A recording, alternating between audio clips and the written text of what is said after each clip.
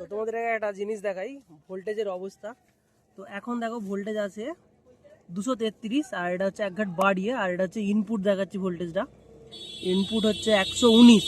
তো যখনই গান বাজাচ্ছি তখন ভোল্টেজটা তোমাদেরকে দেখাই কি অবস্থাটা হচ্ছে।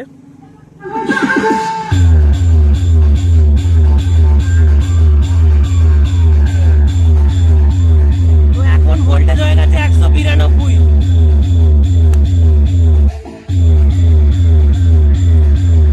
যেটা আউটপুটে 230 ছিল সেটা হয়ে গেছে 207 প্রায়।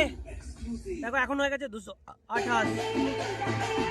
পুরো ভোল্টেজের অবস্থা এখানে পুরো খারাপ, সাউন্ড পুরো ফাটিয়ে দিচ্ছে।